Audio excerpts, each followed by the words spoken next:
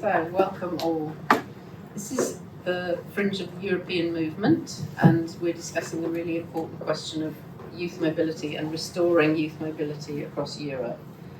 I think, as it says in the description for the session, young people were particularly hard hit by Brexit. I found it honestly pretty extraordinary that the government was boasting about taking rights away from people, and especially from young people. You know, we're ending freedom of movement, as if that was a good thing. It was really pretty shocking, I think. And yeah, we've got three speakers here who are going to explore that and discuss that with you. So I think the first thing we need to say is really just that focus on young people and their opportunities. And obviously we've seen recently some developments in terms of offers being made about restoring mobility for young people, and Catherine's going to talk about that. And I think it's a particular hardship for people who are actually too young to vote in 2016. And so, you know, so you've had your rights taken away and you didn't actually get consultancy, you had no democratic control over that process.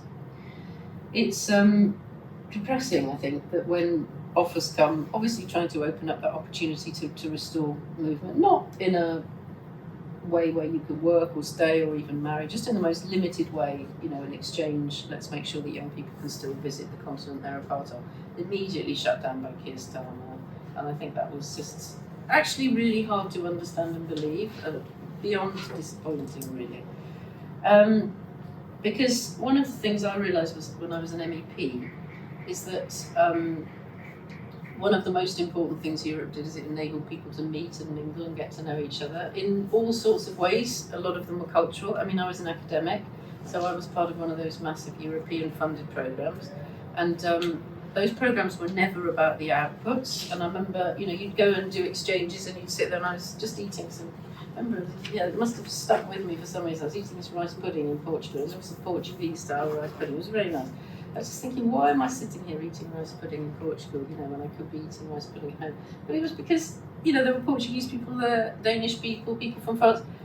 It wasn't about the rice pudding, it wasn't about where we were, it was about sharing and interactions, and so much of what the EU funds is about that. And that's just extremely wise, because the breakdown in peace in the continent has always been about creating those images of other people as hostile and creating that conflict and driving war. And you know, the first thing you realise when you get involved in the EU institutions is it's all about the peace-building mission, and this mobility, the ability to interact, to learn about each other's societies, is absolutely fundamental to peacekeeping, which is what the European Union is for. So I'm going to introduce the speakers to you now, but just before I do that, to say, if you want to reverse the disaster that is Brexit, if you think we should be members of the European Union, please do join the European movement. Anne is here.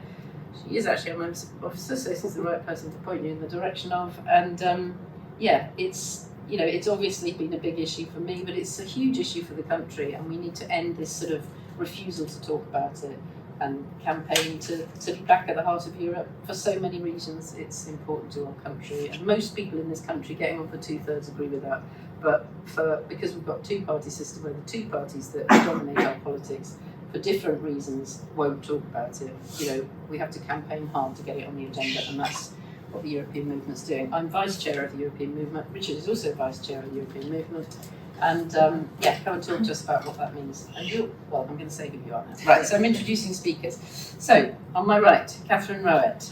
In 2019, May 2019, Catherine she made history, in fact, by becoming the first Green Party MEP elected in the east of England, although very sadly her term of office was cut short when we left the EU on the 31st of January 2020. She's a professor of ancient philosophy at the University of East Anglia in Norwich. She is also the Green Party spokesperson for work, employment and social security, and she chairs the Green Policy Working Group on Europe, and she's just had a huge success in getting a piece of policy that's completely revised our Europe policy that Richard also worked on, passed at conference downstairs. So big up, Catherine, well done. Ray Kirtley on my far left here is chair of the UK Global Learning Association for Schools. After several years in teaching, he worked for a local authority as International Education Advisor, then transferred to the University of Hull, where he managed the International Resource Centre for Schools and Colleges. He has wide experience of supporting schools to make the most of the opportunities offered by Erasmus+, and he'll be telling us a bit about that. And then we'll come to Madeleina, who is Youth Engagement Officer at the Young European Movement, which she can tell us a bit about. She was awarded Young European of the Year in 2018 and the Charlemagne Youth Prize in 2020. She's currently studying an MA in Fine Art at Central St Martin's in London, and I'm sure you've seen her being active and singing songs and doing all sorts of creative arts for EU, which is really inspiring. So I'm going to ask you to speak for about 10-15 minutes in that order, starting with Catherine. Yeah, okay, so good to see you all here. So first of all, to say what are my interests in this area, and as Molly said, I'm an academic. I've actually retired now from the university, but I can carry on research. So I'm interested in the opportunities for students and also for academics in freedom of movement across between Europe and the UK in many ways for academic things. Also political, obviously, because I was an MEP, and it's been really interesting to work on the ways in which our Green Party politics depends upon people being able to actually get together and do things across Europe. But also as the work in social security spokesperson for the Green Party, I'm interested in opportunities for people to work and the effect on workers both here and abroad and on our economy that depends upon workers, and on the opportunities for accessing social support and so on if you are working in another country and settled there. So it's not just about Erasmus Plus. Obviously Erasmus was a hugely advantageous opportunity. It enabled both students and apprentices and various other people. The Erasmus Plus scheme included interns and things like that, but it also allowed academics to go and teach in another university for a bit, bring people to the UK. There was a massive amount of exchanging that was funded and available in ways that are not replicated in the Turing scheme. So the Turing scheme has been a bit of a disaster. It tends to promote people going to other English-speaking countries. One of the great advantages of having the Europe-based schemes was the language skills that people could get by being actually immersed in student life in another country that was not Anglophone. So we're talking about a sad situation where we've been closing off opportunities to move, to discover, to mix with others, to apply for jobs, to build careers, to engage in political and social activities across the continent. Another aspect of the Turing scheme that has been disadvantageous in comparison with the Erasmus scheme is that the funding is not good enough, and so social mobility is inhibited. It's easier to access if you've got more funds. It doesn't provide enough travel grants and so on. So why would we want to exclude people and deny people the opportunity? Why would we want to close off things? What's the fear of mobility? So there are two nonsense narratives, it seems to me, that affect the UK at the moment. One is the nonsense of a nonsense narrative about people taking our jobs.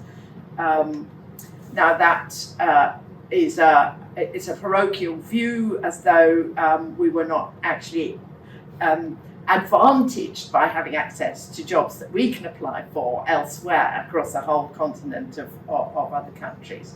So the openings for workers in this country to go abroad and find work in the best possible places for them across a whole continent, that has been closed off. So the jobs available for them have gone, and now they have to look for jobs in this country, and you can't easily get to go abroad.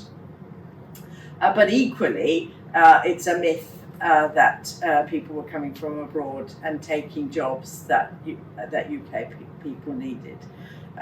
It's actually healthier to have the ability to compete on an equal footing and not.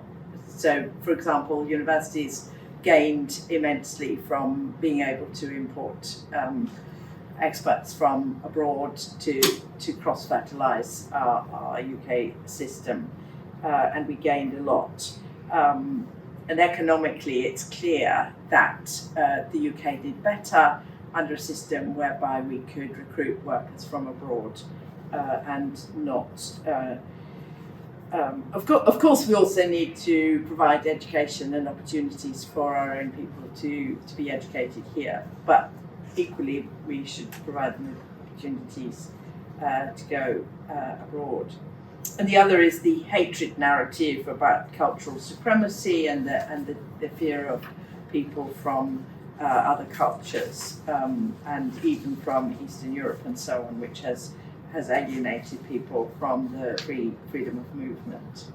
So what would it mean for what would restoring freedom of movement for at least for younger people mean? What would it mean for musicians? It would be fantastic not to have to apply for a separate visa for every visit to every concert hall in every different country. What would it mean for students? It would be opportunities to go and study abroad, no matter what subject you were doing and no matter whether you'd got a scholarship. What would it mean for workers? It means opportunities to apply for jobs, for internships that would enable you to find out about all sorts of other opportunities abroad. Would it build a better economy? Well, I think it would. Would it increase travel and emissions? That's the thing that the Green Party sometimes raises. Oh, we can't have freedom of movement, everybody be getting into aeroplanes all the time. Well, actually, we can have trains and we can have ships, and they're going anyway. And it's actually quite good to get onto the new night trains and travel across Europe and meet people on the trains too. So we should be, of course, promoting sustainable travel, but it doesn't have to mean that we don't have freedom of movement. So I think it would help to restore our realistic sense of where the UK is in Europe and whether we're better than them or they're better than us, or whether we can compete on an even playing field. And maybe even we could help Europe to stand against fascism. A throwaway remark.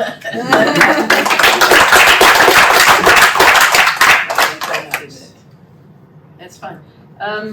Nice to see a few more people coming in, and I think we're now the first meeting I've been to at this conference where the average age is under 40, so that's really nice to see. So, okay, next speaker, over to you, Ray. Thank you. Okay, good afternoon, everyone. So, let's see if we can work this thing.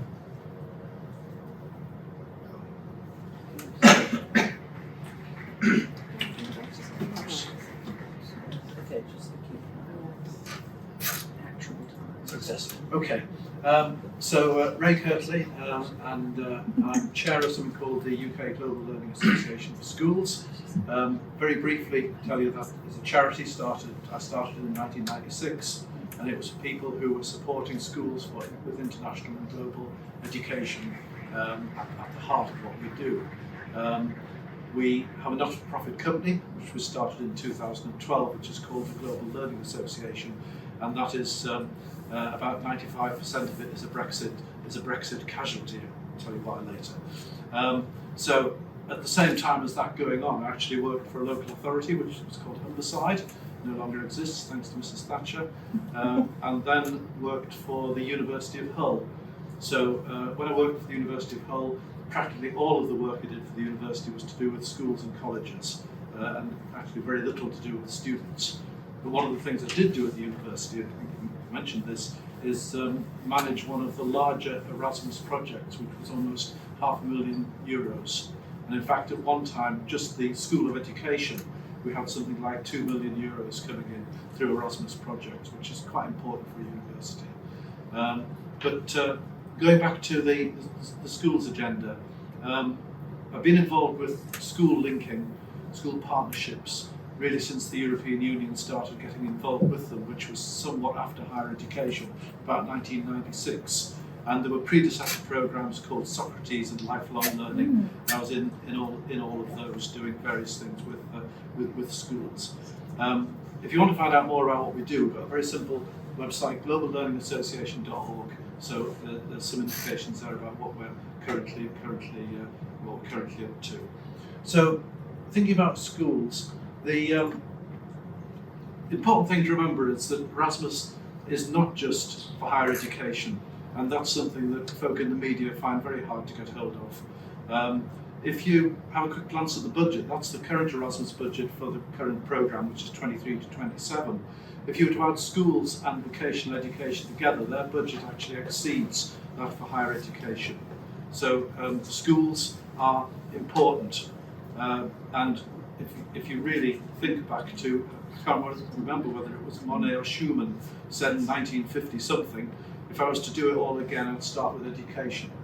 And that's not with economics, and that's going back a long way. And so the European Commission has steadily increased the education budget from when I first began to get involved in the mid-1990s. I'm not going to forget, though, the other elements, youth, particularly important, and also adult education, and there are other elements that have all gone with us withdrawing from Erasmus, which incidentally was not a Brexit commitment. Bear in mind, it wasn't a Brexit commitment. It was a surprise sprung on us by Boris Johnson. Who of course had free movement. Who had free movement, and in fact, one of his ministers didn't want to belong. Sir Braverman had an Erasmus placement at one time.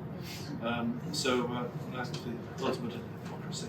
So a glance at the budgets will tell you that for schools this is important. So what exactly do schools do with their Erasmus funding? So the first most important thing, and I think one of the ways in which we could so easily get ourselves back into Erasmus from the school's point of view, is through something called e-twinning, which ironically was started in Scotland. So it was our idea. And e-twinning is an online platform for schools to use. Well, you might say, okay, why don't they use Zoom or use Skype or use Teams? Because in some countries that's not permitted, because the schools cannot guarantee that they are secure and firewalled. In France, for example, only e-twinning is permitted. So e-twinning enables schools to communicate. There's no travel involved, and not very much money involved. It's one of the cheapest things you can do. And it lets schools get involved in collaborative projects. And it involves the sort of pupils who are sometimes very young. We've seen kids of 5 and 6 involved in e-twinning activities. It involves youngsters who are disadvantaged, who couldn't possibly travel. It involves teachers who, again, couldn't possibly travel because they've got too many other commitments. The sort of projects they get involved in, well, it's up to the schools. It usually involves an interchange of information. It often starts with a very simple thing like, what can I see outside my window? Let's draw it, let's paint it, let's put those things up on e-twinning and have a look at our views. And then let's think about some areas that are perhaps more within the curriculum. So e-twinning is as wide-ranging as you want to make it. But the key point about it is, if you look at the countries that are involved, not all of them are in the EU, and they don't need to be. So e-twinning enables countries that have only a toehold in Erasmus to get involved in collaborative European projects. And to give an example of that, there's some examples there of the sort of things that e-twinning does, but to give you a positive example of that, this is a school in Ukraine, and they were involved in a project here which was actually about fake news and misrepresentation, and it was part of a British Council funded project that we were involved in. We wrote some materials, and interestingly, from the point of view of people at this conference, when the youngsters were asked, right across Europe, there were 15 to 18-year-olds, when they were asked what themes they would want to communicate on, the first one they put was climate change and sustainability. And then came, I think it was fake news and misrepresentation, and we had refugees in education and gender equality. We wrote the materials for those. But returning to this one, here we've got an e-twinning project going on as part of the collaborative side of this particular activity, involving a school in Ukraine. Our schools that were involved couldn't come into this part of the project because it's e-twinning and we're not in e-twinning, but Ukraine is. And so it just illustrates how isolated we've become from the processes of Erasmus. So that is a very low cost way in which we could get our schools at least back into this. And I think it would be an ideal start for the government to do. We just need a simple national agency, would employ very few people, cost very little money, and we would then open the portals for e-twinning so that we could begin to get involved in projects again. And there are plenty of teachers around who remember exactly how to do that. It's not that long ago. So if we move beyond e-twinning, see what else schools can get up to, the next element that actually is often the next step for schools is mobility for individuals. Now, if you imagine that class of 5 or 6 year olds who have been part of an e-twinning project, perhaps with a school in Spain, and just imagine what happens when they see their teacher from the Spanish school come into their classroom. And that's what job shadowing does. Job shadowing can be for as little as 2, 3, 4, 5 days. It lets a teacher here see the professional development and what goes on in a school in another country. And we know that other parts of Europe, other European countries, have got aspects of education that our schools are particularly interested in. How do they teach maths in Finland? Why is inclusion so good in Poland? And in the same way, we know that teachers would love to come here and see practice going on here in the classroom. And that's what job shadowing is about. It's not expensive.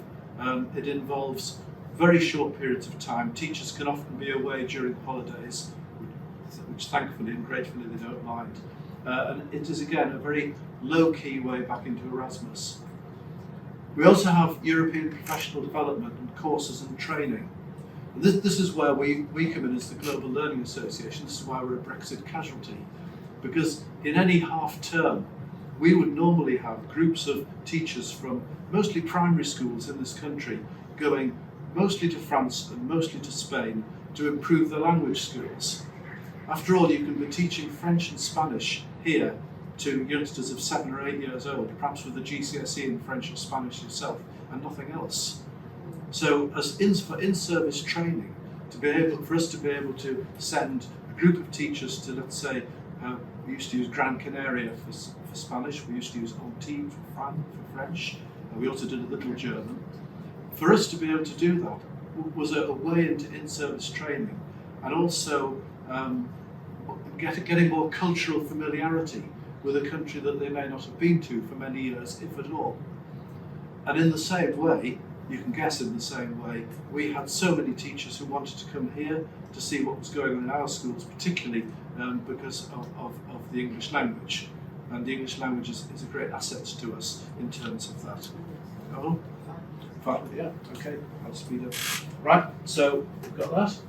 Moving on. If schools get involved, they can then go into longer term mobilities, which involves collaborative projects, which they need to write. And we used to help with the applications for those. And those projects could be about any educational activity. But the great thing about them is they didn't have to all involve schools. You can involve not-for-profit companies, you can involve universities, you can involve NGOs. Schools that get involved in a big way can go for an Erasmus grant, and they then decide how to use that grant strategically. So far from being a bureaucratic system, it's anything but. Okay, you'll see there some of the priorities that we go in for. This, in a nutshell, is what EU countries and many other countries have access to, and this is what the Turing scheme allows us to have access to. Do that again? Yeah. So that's us, that's not us, that's everyone else. Glance at all of that, and Turing is merely that. Okay? So it's a very limited access to outward mobilities only, often very long distance, often very privileged schools that get involved in this. And that sums it up. And finally, that sums it up. Please challenge the media view whenever you get an opportunity, because the media so often get it wrong. And particularly at the moment, GB News and X are pushing Erasmus as being a programme for the privileged university students only, and not getting anything right about it. And that's not very unusual. Okay, that's me. Brilliant. Thank you. Thank you, Ray. That was really great. And it reminds me that I used to go every time, about this time of year, I used to go to Moravia, to Brno and Czech Republic and teach for 2 weeks. Oh, right. On this kind of exchange. Yes. You know, there was such a rich exchange for both sides. Obviously, that's all gone. Yeah. Okay, Madeleina, over to you. Hi, so I'm here representing the Young European Movement as well as myself. And obviously the Young European Movement is all about young people, mobility, believing in a European future. I've been involved with them since 2016, basically since Brexit happened, and yeah, really inspired by their work. But I've also been involved with the Jeune European Federalists, which are the sister organisation of the Young European Movement, and it honestly kind of fills my heart to go to these events and see young people from all of the different EU countries coming together to collaborate and work on campaigns. I was part of their, or at least I joined for a few stops, their tour bus for the 2019 EU elections, where they were travelling across the EU, mobilising young people to vote in the EU elections. And I think it's a great shame that British young Brits have less opportunity to engage in these kind of activities and collaborate on these campaigns. At the moment, the Young European Movement have got a campaign focused on gender equality and combating gender-based violence. We've got some magnets at the back of the room. You're welcome to take them if you want. But one of the reasons we're focusing on this campaign is because it is an international issue. It obviously has been declared a national emergency in the UK, but also the EU has recently, for the first time, passed legislation on their gender-based violence directive because it's an issue that is pervasive across member states, and that's why it's so important that we have this opportunity to collaborate transnationally on this campaign. And I fear that less mobility and the impacts of Brexit are going to reduce the opportunities for those collaborations of young people, but also in fields like academia. So from a personal perspective, I wanted to give some examples of how I've been affected and disadvantaged by Brexit with regards to youth mobility. As a winner of the Charlemagne Youth Prize, I'm in the alumni network, and the young people in this in the WhatsApp group, there's about 150 members, are regularly sharing opportunities to engage in trainings and skills sharing events and opportunities to travel. Often when I'm clicking on these events and checking the terms and conditions, I find out that as I am no longer an EU citizen and not resident in an EU country, I cannot participate. And it hurts me a little bit every time. A little bit.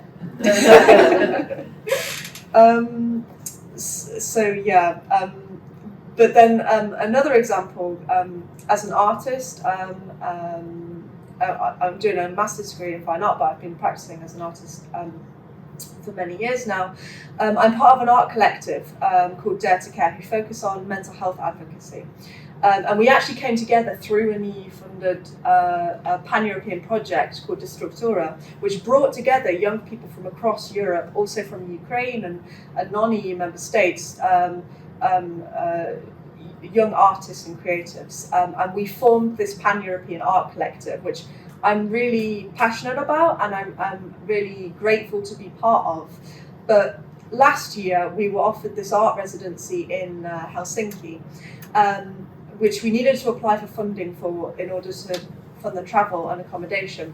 Now, the other members of the collective were able to apply for Creative Europe's funds and were granted this EU mobility funding to participate in this art residency and exhibition.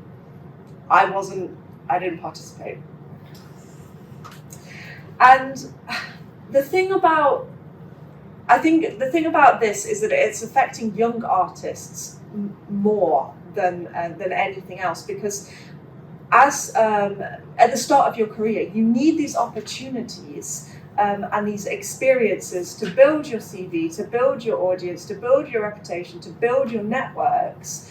And taking away those opportunities and taking away this funding from young artists is going to reduce the potential of them to establish a sustainable career in the art sector, which is an incredibly challenging and competitive sector to be working in already. So Brexit is very clearly harming the UK creative industries, which are a massive contributor to our economy. So if not anything else, when appealing to conservative-minded people, it's the damage also to the economics of the creative industry, not just to individual artists themselves and the value of that they contribute to culture. And of course, it's not just visual artists, and it's also musicians that are being affected. There was research conducted by the Musicians' Union recently, which found that 59%, so more than half of their members in the wider music community, no longer see touring Europe as financially viable.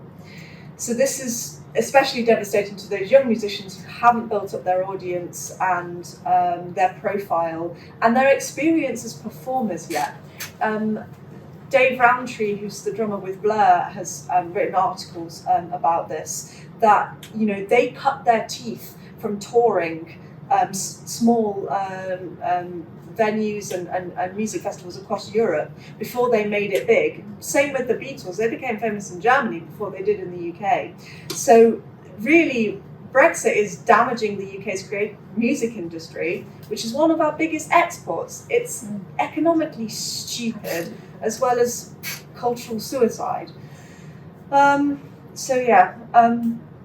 And in 2020, I won the Charlemagne Youth Prize in recognition of my creative campaigning. And obviously, the prestige of this award, the funding grant, I very much appreciated. But the thing that I value most from having received this award is actually being part of that alumni network and the friends that I have made through the events that I've been able to participate in, and also these opportunities to collaborate on cross-border campaigns, which I've been able to do despite Brexit. And there's other people from Albania and Ukraine and other countries outside the EU that are able to collaborate on these campaigns. And I've learned so much from being part of this network and from being with these people and just the conversations through working together. And I think fundamentally this is what Europe is about. It's about this, providing the opportunities to citizens to travel, to live, laugh, love, learn in other cultures. And this is why Erasmus Plus has always been one of the most prized initiatives of the European Union, because it's providing young people with these opportunities which stay with them for the rest of their lives. They have that much impact.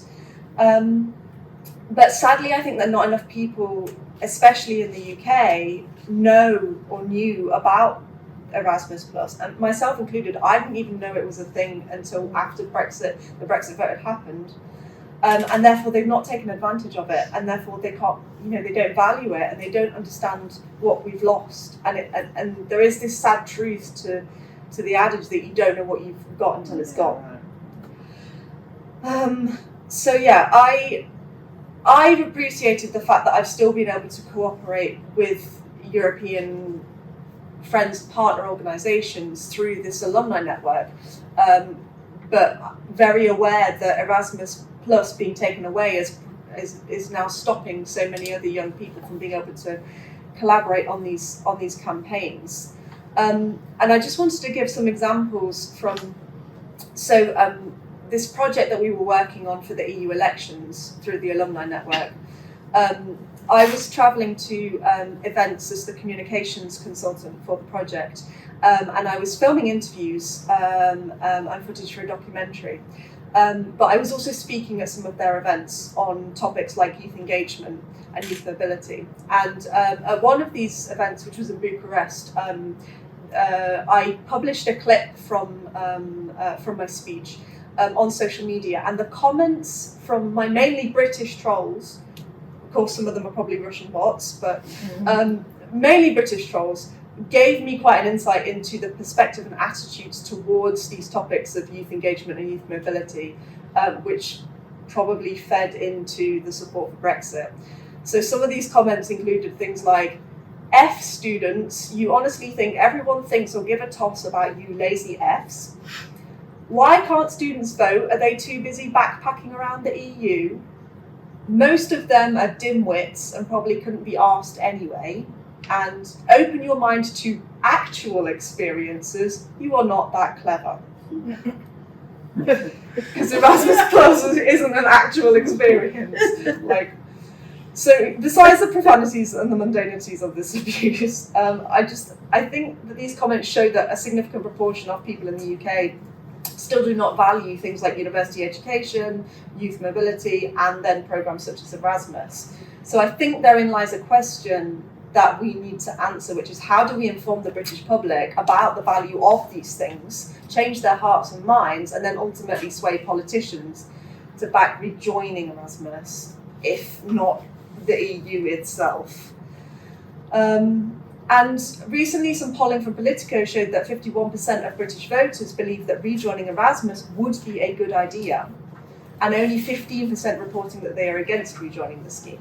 So there is political support for that, and the Turing scheme has widely been condemned as a failure. So why are the new Labour government refusing to consider rejoining Erasmus, given its evident popularity with voters? And personally, I believe that the reason is fear. The Labour Party are pandering to the whims of the nationalist underbelly of the UK, in the knowledge that the votes of more liberally minded people are secure because under first past the post, they want to keep the Tories out. And I find it incredibly disappointing, to be honest, particularly given the public support for Erasmus and for providing youth mobility. And I honestly, I think that it's about dogmatic ideology, really, that the nationalists don't want to the Labour Party are trying to avoid supporting anything which appears to the nationalists as betraying the hard Brexit that they're so endeared to. And I think it's weak and I think it's timid of the Labour Party not to take steps and not to accept the olive branch which the EU handed to us with this offer of the scheme for under 30s to work and study in the UK and the reciprocal arrangement. And right now, what the UK needs is not timid leadership, but bold, positive, and fearless action to secure a future of opportunity and prosperity for British youth. And myself, as a passionate pro-European, I believe that Erasmus Plus has to be at the heart of that future of prosperity and opportunity. So I just want to return back to the question which I posed earlier, which is how do we change people's hearts and minds, and therefore how do we change the political stance of the Labour government? And I think that the main way that we need to do that is through stories, and positive stories which communicate the value of these opportunities and the positive change that it brought to people's lives who participated in it. Because I think that we need to give hope to people that a better future is possible. And I don't think that people are motivated and inspired by fear and by negative narratives. So basically the core of my message is that we need positive vision for the future and positive action from the Labour government.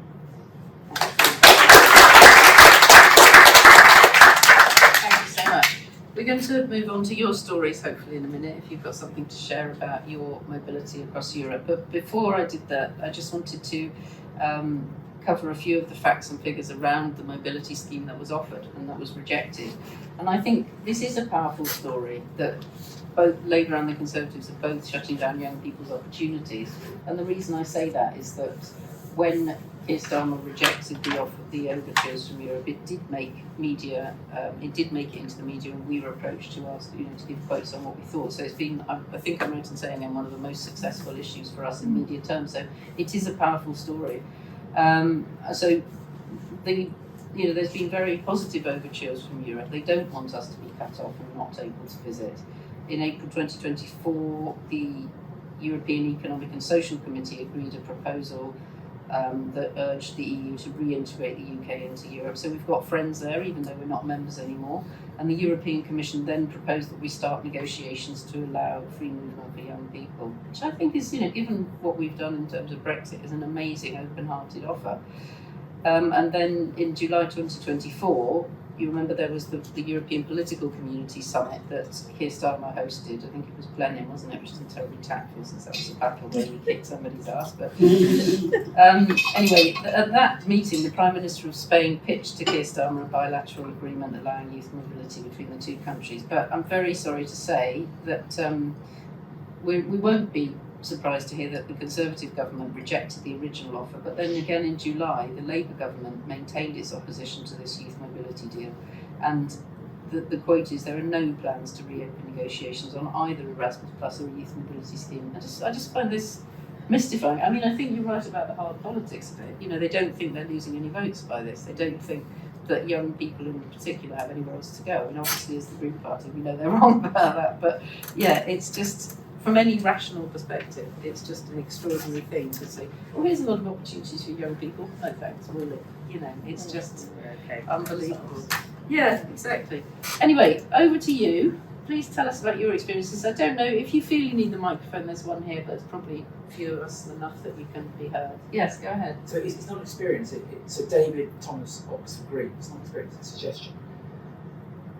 Something like this, now we've got all our new Green councillors in. What happens if we had a coordinated motion to try to get into as many Labour-run councils to say, will they commit to the Erasmus Plus scheme, and start to put the pressure on in a coordinated way?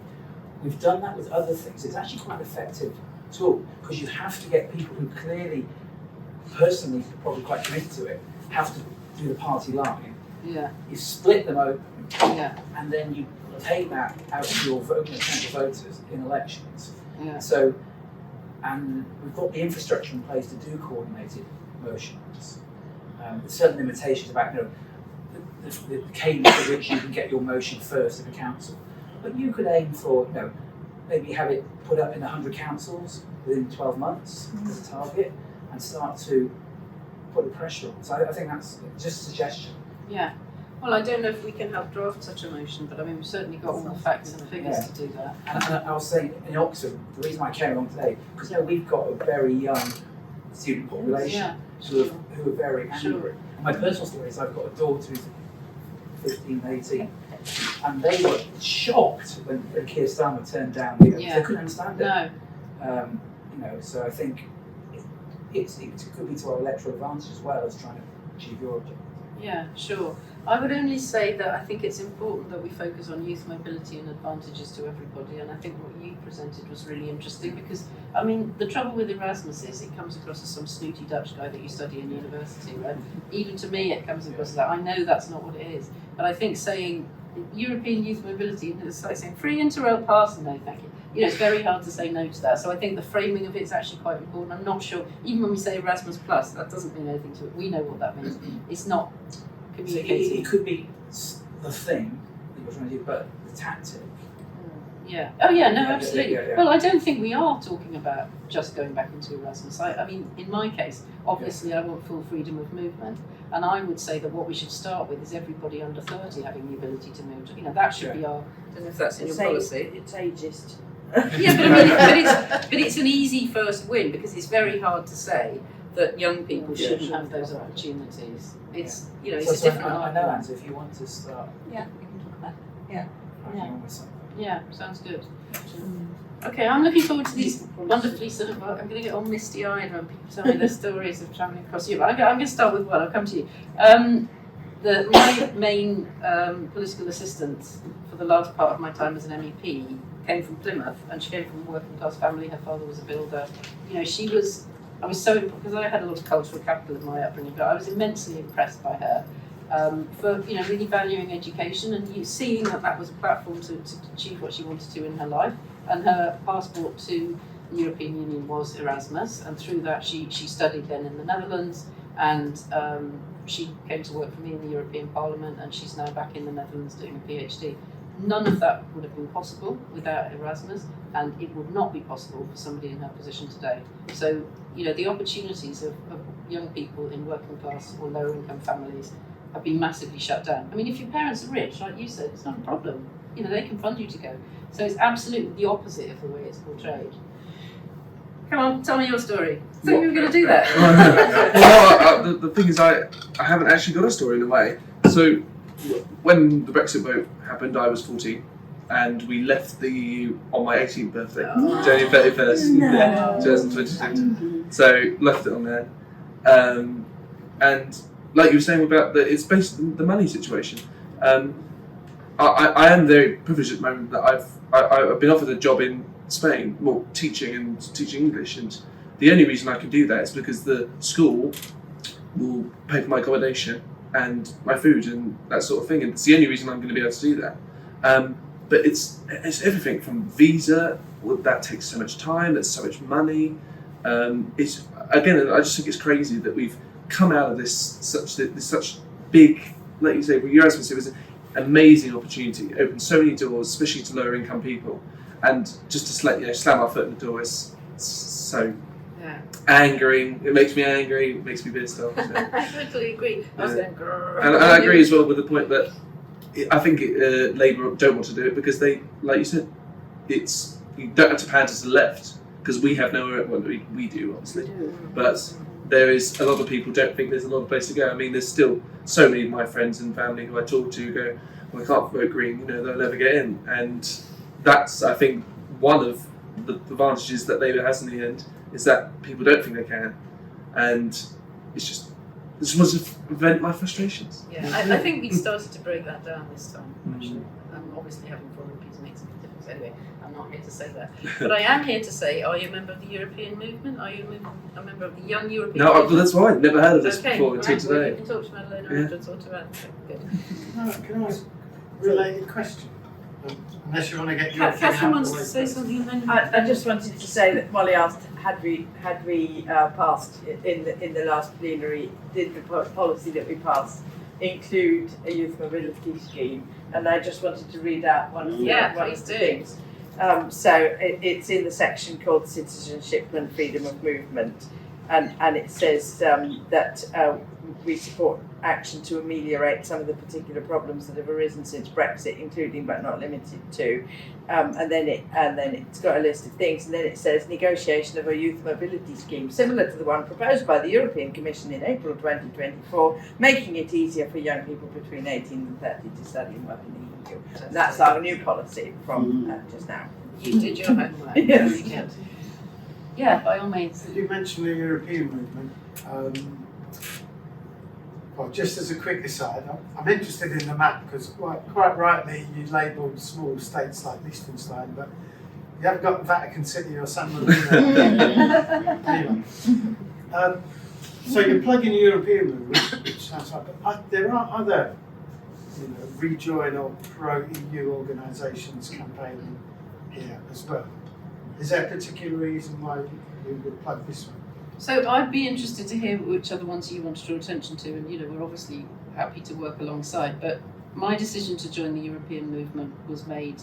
I can't remember. It wasn't exactly the last time I came back from Brussels with my trunk. It wasn't that day, but it was one of those days close to them, and I was on the Eurostar. Just thought, what the hell are we going to do about this then? And I thought, well, I'm going to have to join the most likely organisation that's going to campaign for us to join again. And when I looked around, that was the European Movement. And the reason I'm with the European Movement is because it's got a good pedigree. It started in 1949, founded by Winston Churchill. The European Movement campaigned for us to join, and then campaigned in the first referendum against us leaving again. And it's just a long history, good political connections, everything you need really to make a political campaign successful. So yeah, I mean that's why I'm a member, and if you want to get back in, I would suggest that's the group to join. But please, yeah, Richard as my co-vice chair. She's the senior vice chair and the junior vice chair. So He has to speak second on every I occasion. do. Just to add to that, I mean, I had a similar journey. I mean, Madeleina knows as well that we've been involved in various different campaigns and things since 2016 on Brexit and trying to stop Brexit, and I'm trying to, obviously now we're trying to get back closer to Europe again. I reached a decision as well that the European movement was the one to join, partly for the reason that Molly said, that it's long-standing history as a sort of institutional pro-European British organisation. Currently, it is by far the largest membership-based pro-European organisation. We've got 23,000 members. There's no other organisation that is membership-based like that. There's money and involvement of grassroots activists purely to focus on the European issue and primarily to be about trying to get us back into the European Union. So after sort of we left the EU in 2020, from that point on it became clear to me that we were all going to have to come together into a sort of single organisation and dig in for the long battle ahead, which we're now involved in. The European movement is a clear front runner in that, so that's why I'm there. Can I just add to that as well? So there's also European movement organisations, in other EU countries as well. So there's the international links. But just from my experience with the Young European Movement and the anti-Brexit campaigns, the Young European Movement's 40, 50 years old organisation, very long-standing, has the same history. And I found it bizarre that after Brexit, the referendum vote had happened. These youth campaigns kind of sprung up out of nowhere, managed to get a lot of funding to run campaigns when the Young European Movement didn't get anything, and they're all defunct now. They've fallen apart. They've dissipated, or they've just dissolved, and they didn't achieve their aim, which was to get a second referendum anyway. And I'm still confused why so much money was funneled into these new campaigns that came out of nowhere, and then nothing came of them, and now they're gone.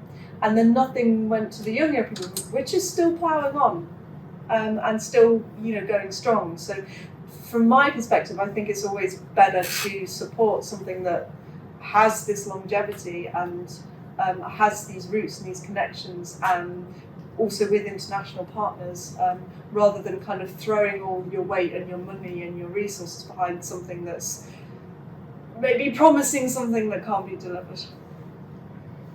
Can I come back to you and ask you which other campaigns you've No, I'm not sure, but I know that there's the National Rejoin March organisation. We're an official partner of them.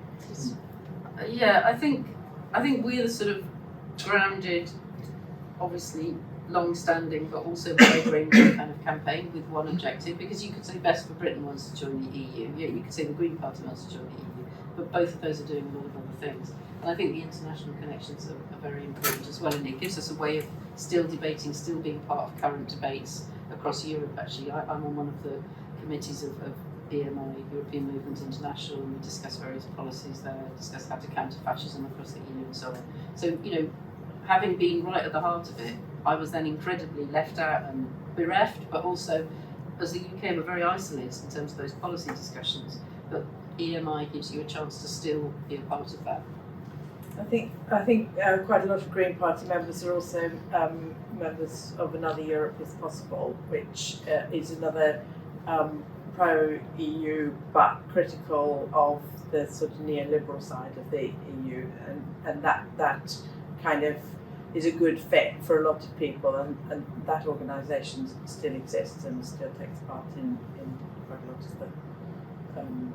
It's worth reiterating that the green influence in the European movement is very strong nowadays. We've got two vice chairs, our Vice President Caroline Lucas, and got Anthony Slaughter. Anthony Slaughter's just been made President of Wales for Europe, which is our Wales. It's getting a bit embarrassing, really, how much. Yeah, we worry we're getting too strong, but I think it's arisen organically, really, because of the strong overlap between the objectives of the European movement and our current policy of the Green Party. I mean, we are very close now, and that's not by any kind of cynical design. That is just how it's naturally evolved. That the European movement's aim of internationalism and peace and cooperation and solidarity is quite consistent with the Green Party. That's why I'm a member of the Green Party as well, for the same reason. Anybody else? I'm still Matthew Thomas from St Albans Green Party. I've got an experience using Erasmus. I work in a university, but I work in support staff. So I work behind the scenes, and Erasmus allowed me to go to Helsinki, and there aren't that many professional development opportunities for support staff. What I wanted to say is something that the Labour Party are talking a lot about is the veterinary agreement with the EU. Yeah. And what really boggles my mind is they want to make it easier for animals and livestock to the EU, but not for young people. Probably only when they're there. It feels very, very strange. And also, when the media talk about youth mobility scheme the UK has, they talk about Australia, New Zealand, Canada, but the UK has youth mobility schemes with Iceland, with Andorra, with Monaco. The infrastructure is already there in a way that you could easily just copy it over, and just as a starting point with the European Union. But I'm just talking about the bilateral versus a bilateral approach with the UK, Spain, France, Germany versus up to EU-wide scheme. Yeah, absolutely. But there's so many things about Brexit that just like on the, yeah, it's a particularly strange political project. But I'm rather liking your comparison. I think you could just have Animal Farm parody. And yes. Maybe it's because the animals don't think for themselves and don't have a vote. They're allowed to travel. There's probably something to do with that. So, others, have you got anything to add? Well, I've not done Erasmus, so my only experience is go on holiday, and obviously I have that ability to just go to France. Well, when I was young, we used to live in Devon, so yeah, I was obviously going to ferry and just drive all the way. It was a great joy. And yeah, I guess I just missed that feeling of movement in that sense. And yeah, as you mentioned, it's quite shocking, especially because I didn't realise Erasmus was a separate entity to the EU. I kind of thought they went as a pairing, but I think if it can be sold to the wider public as being separate and a beneficial that it is, then potentially maybe some of those grievances that people may have with the EU, the reason why they voted to leave, could come second to that, and as you said, see the benefits that would bring. Yeah, let me bring Ray in a sec to talk about how Erasmus and the EU are related and aren't related. But I think one of the things that I found really strange in the discussions about Europe was like, oh, you know, we love Europe, we just hate the EU. And it was kind of like, if the rest of Europe is part of the EU, you know, it's like, it was always from our point of view, we'd like to say the EU is separate from Europe. But if they don't agree, then, you know, rejecting one does mean rejecting the other, whatever we say. So, but do you want to talk a little bit about how Erasmus, how many countries are involved in Erasmus that aren't in the EU, and also whether there are mobility opportunities for countries that aren't actually EU members aside from Erasmus? Apparently there are 14 ways in which you can access Erasmus Plus, and if we go to one end of the scale and possibly look at somewhere like Lebanon, my guess is that they don't have the same access as, say, France. You know? So there's a sliding scale of degrees of access, and we might choose to go in at one or other of those levels. It'd be great if we went in on the same level as, let's take another non-EU country, the same as Norway, for example. Norway's in everything to do with Erasmus, and as a member of the European Economic Area, Norway, Iceland and Liechtenstein, they're all in Erasmus fully, even though they're not part of the EU. If we move a little further away, somewhere like Ukraine's clearly in e-twinning, I don't think I remember being able. Yes, I do. You could involve Ukraine in school projects, so they were involved to that extent. We had Australia in one of our big projects at the university. So we had, in the School of Education, we had at various times 4 or 5 projects going on. And we had, on two occasions, we had Australia as partners. They were funded to the extent that they could attend meetings. We could run activities there. Another of the projects had the USA in. So these were the large-scale European cooperation projects involving universities, schools, NGOs, not-for-profits, and they were a big success for universities, and also to a certain extent got young career academics, young career researchers involved in the sort of research which often resulted in them being able to publish papers. And so, from their point of view, getting involved in an Erasmus project is a really important step on the way. This is in universities now, not in schools. Step on the way to becoming academics in a sort of fully fledged sense, and be able to function in one of our universities. There were 1 or 2 of our projects which gave a stepping stone to Horizon. And as you know, we are in Horizon. We rejoined Horizon under the last government. I did read a very small article, that you're aware, saying that so far we've got something like £100 million worth of investment from Horizon funding that's come into Britain. Horizon is the inter-university research pot. Yeah. Yeah, I did Horizon. Yes, but yeah, I've done Horizon. the thing about Horizon is, I've looked at Horizon in a bit more detail actually, but it can also involve local authorities.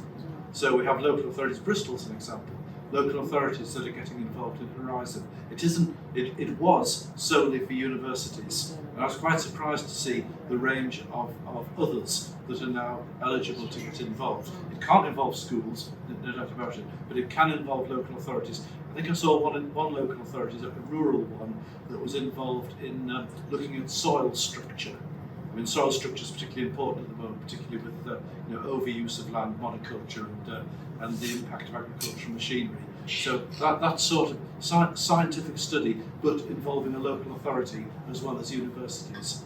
So the amount of incoming investment that these programs can bring into Britain is quite staggering, really. We in Erasmus we always took perhaps more out of it than we put in terms of people coming into the country, whether they were teachers or whether they were academics, whether they were university students. They come in equipped with their subsistence grants, they come in equipped with spending power, and quite often have a big impact on local economies.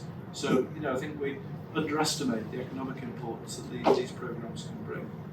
Yeah, thank you very much, thanks. So, anybody else got anything to share from out there? Otherwise I'll come around the panel for a final roundup. Anything else? I'd just like to say thank you for all the stuff about arts. I started off the conference at a UCU panel, and it's just so obvious that the green future is not going to be about focusing on the economy and growth. It's going to be about culture and sharing and art. It's just so crucial to everything that makes life worthwhile. So we've talked quite a lot about industry and science and research and so on, but I didn't want we wanted to reinforce what you were saying. It's so important. And I don't know if anybody here has anything to add. So just to respond to that, it's not an either or of science versus the arts in terms of growth. I mean, the arts are a huge export from this country in the sense that people benefit enormously economically from a flourishing arts scene. But even if they didn't, they would still be great. Even if they didn't, of course, that's where we need to make human beings. And without human beings, we can't have a future, because if we just go for technology, it will destroy everything. So we do need, and that's, I think, another reason for exchanges, is actually discovering that other people who you'd been taught to hate turn out to be other human beings like yourself, and you can have friendships and the network of actual encounters especially face-to-face encounters, but even online encounters, but especially face-to-face encounters, and going to live among people who do things differently. It's enriching. It feeds the imagination, but it also breaks down barriers and fears and hatred. And those are the other risks to our health society. Those myths about others being people to hate. Very true. Would you want to add? No, I think that sums it up very nicely. I think I just wanted to add that taking away these opportunities to travel is taking away the opportunity to broaden minds. And what we see in the UK happening is a narrowing of perspectives and minds, particularly amongst young people. I think apathy is quite prevalent.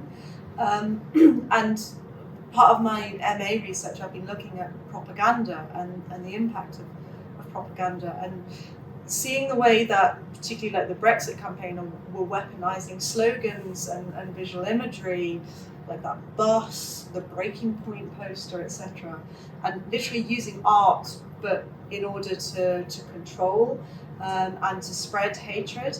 And I think the power of travel, but then the power also of arts, is to break down those barriers and to open minds and to see things from more holistic perspectives and from different perspectives.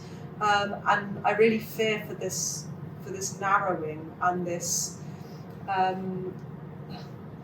basically making, by taking away these opportunities to broaden their minds, they're making young people more vulnerable to the influence of malicious propaganda. Just the cynic in me feels like it's a deliberate strategy of governments to do that, because then it makes populations easier to control. Very well said.